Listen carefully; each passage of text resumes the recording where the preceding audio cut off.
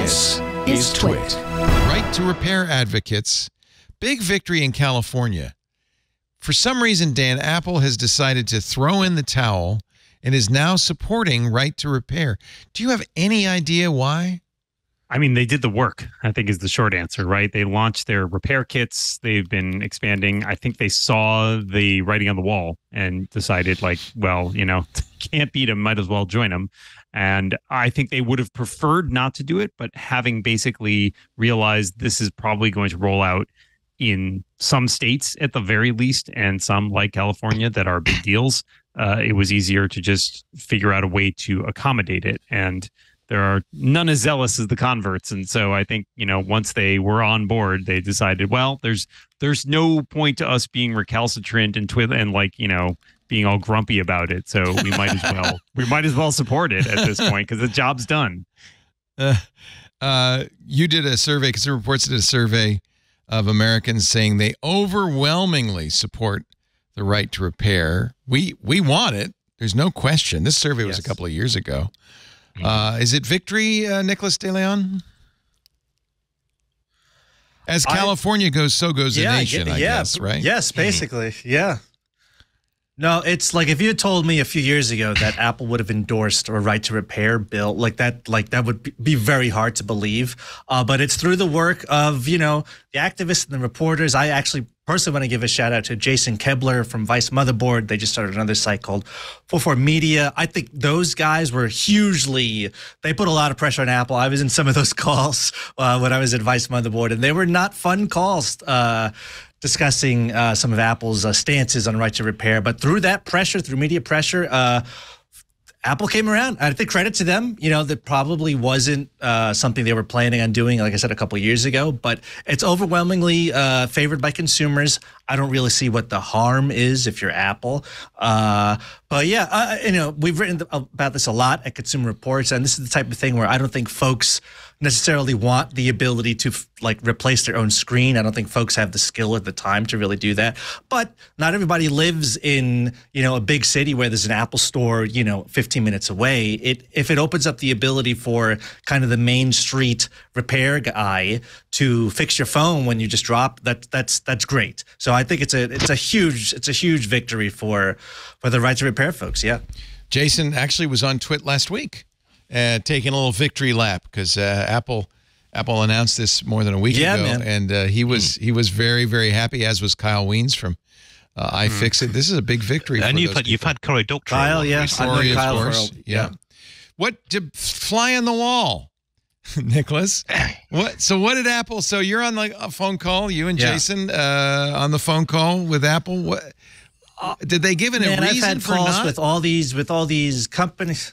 It's security, right? Nothing was on the record, years ago, but that was generally, you know, not to pin it specifically in Apple, but the industry kind of resistance was always like, oh, this is a security thing. I remember I had a conversation with, this is a little silly, there was like a small, an appliance lobby. I didn't even know there was an appliance lobby, but apparently there's an appliance lobby in DC for like toasters and things like that. And I'm with the toaster lobby, and we're here to tell you we don't want people fixing their toasters. Literally. They could put a screwdriver in there and electrocute themselves. It was that. It was like, well, if we allowed like a guy to walk into your house to repair your refrigerator, what if he steals your family? I'm like, this is ridiculous. And my attitude was like, look, this is my toaster. I bought it. If I want to smash it with a sledgehammer, that's my business. Right. They did not know how to respond to that statement. But yeah, this was the reaction.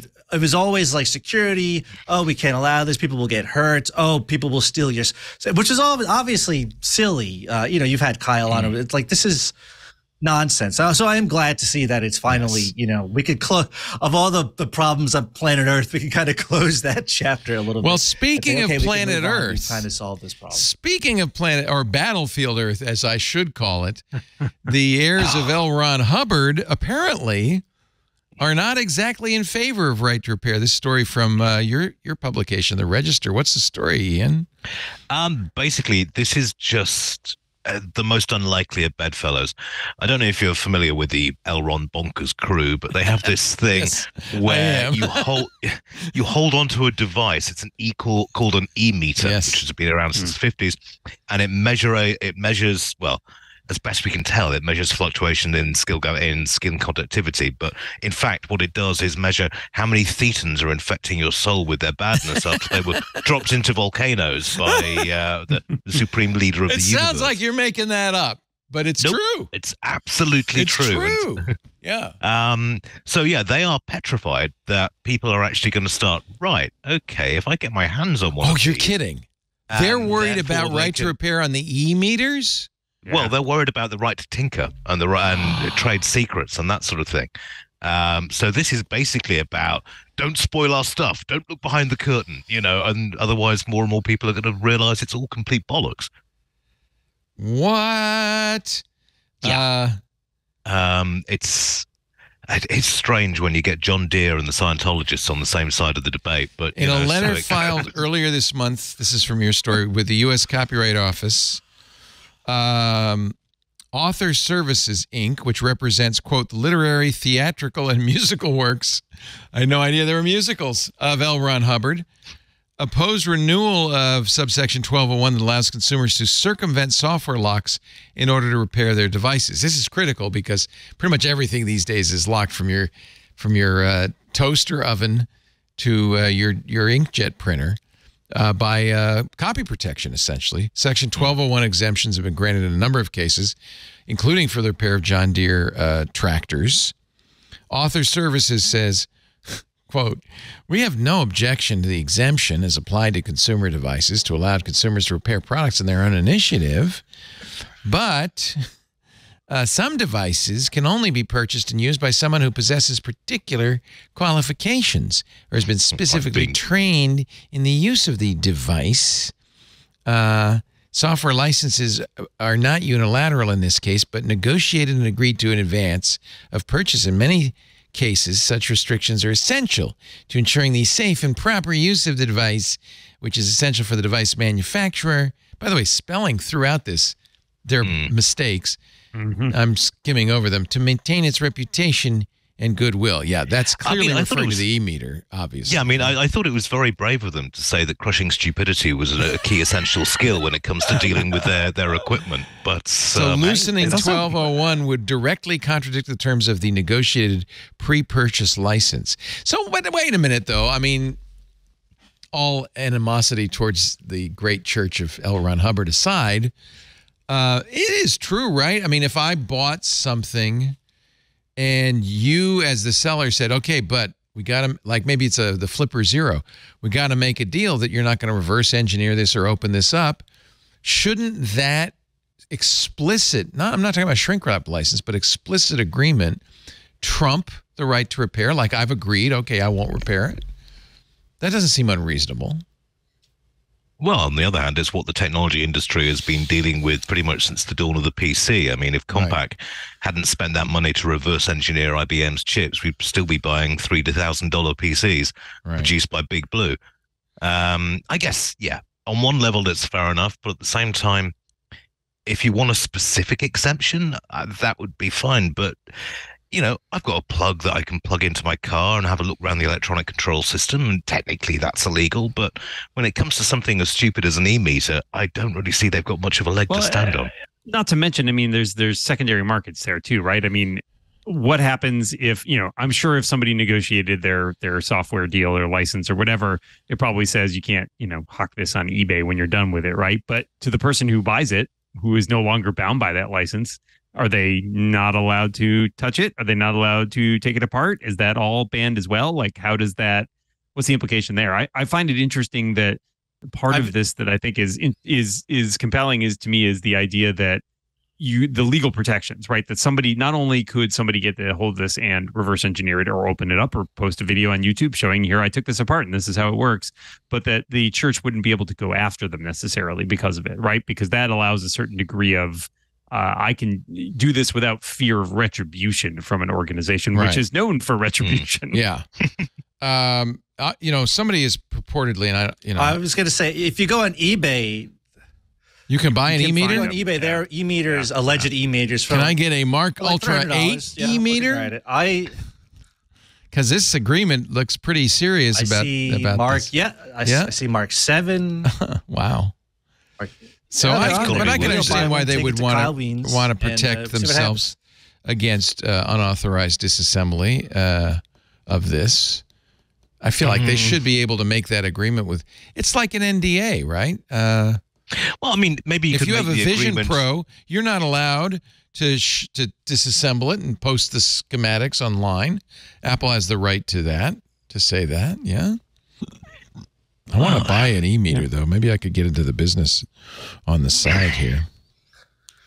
Well, you've got to have a crushing lack of morals, so that might be a bit sort of outside of your skill set. But if I buy a laptop and they say you can't go in there, and actually they explicitly say that, I'm not buying that laptop because I've got a ThinkPad I've had to take the back off 5 times now. Whoa, these are expensive. Getting into the Scientology business is not cheap. Here's a new Scientology Mark Ultra 8 Hubbard professional e-meter complete in the box. $4,850? Well, here's some less expensive ones, but yeah. Plus, you got to get all the training too, right? You don't know what it means until you get trained. Well, I mean, this will be the answer. If this actually does get passed, then this will be what they say. When people point out that this, take them apart and point out it's a bunch of junk, they're just like, oh, we see you don't have the special skills in e-meter use that we have. So, I mean, and let's face it, their believers are going to believe them whatever they say. Yeah. So, because, that is it's that kind of group. Is the issue. I mean, you look around at this stuff and they specifically say, well, all it does mention is your, electrical impedance or whatever. But what we can do with that, how we can interpret that information is the special sauce, right? This. And apparently Scientology requires you to have 2 e-meters in case one breaks for $11,700. I mean, who would have thought they'd charge so much? Yeah. Wow. When you're a grift, nice. you got to be grifting all the time, They're right? Pretty nicely designed. They look good. I mean, they come in a nice box, little container. You have a right hand or a left hand version. If you look on the Wikipedia page, they have the history. They have a bunch of the different models over time. They originally were like tin cans with wires, right? It's fascinating to watch the evolution as clearly they are hiring people who are better at product design amongst their faithful. Yeah. And presumably there's an app for that now as well with the latest kits. So, you can log in from your phone and get something done maybe. Can my Apple Watch do this? Can my Apple Watch read Thetans? Is that a possibility? Ooh. I don't think Xena would allow that. I think that's prohibited. We're going to get in so much trouble. I'm going to get a bullet in my mailbox or something, or a snake or something. I just okay, well, we'll just have to be even-handed about it. Let's start with the Mormons, right? Oh, yeah. Why not offend them as well? Anybody else? Methodists? You want to go after Presbyterians next? Actually, what is no, the deal? we should do the Amish because they're not going to be watching. So, oh, you're bad. You are so bad. I do not want to knock anybody's religious beliefs at all. But, and honestly, I think they have a little bit of a case that if you make it a side deal that says, I'm not going to disassemble this, that should be protected, right?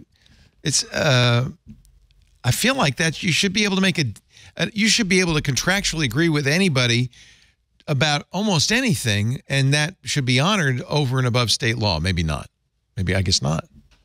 I mean, you can make a contract that is illegal. I guess the question is, if both people signing it are agreeing to it, is there a leg to stand on? You probably need a lawyer for this. But I found it interesting also, by the way, that this author services company is the one doing the complaining about it, that apparently holds the rights to the literary stuff, which just goes, I don't know. It's one of those cases where I feel like it goes to show you start digging down deeper and this, Were there any L. Ron Hubbard musicals? I mean, they claim the rights to the musicals. I've never watched Battlefield Earth, so it could be a musical. It could be a musical. I wouldn't know. Earth is in trouble. Where is Xenu? John Travolta, he's got some singing chops, right? That's true. You're the Xenu I want. Ooh, ooh, ooh. I'm sorry. We are going to... Oh, I'm going to get such letters. That's a good title. Yeah, okay. Hey, I know you're super busy, so I won't keep you long, but I wanted to tell you about a show here on the TWiT network called Tech News Weekly. You are a busy person, and during your week, you may want to learn about all the tech news that's fit to, well, say, not print, here on TWiT. It's Tech News Weekly. Me, Micah Sargent, my co-host, Jason Howell. We talk to and about the people making and breaking the tech news, and we love the opportunity to get to share those stories with you and let the people who wrote them or broke them share them as well. So I hope you check it out every Thursday right here on TWiT.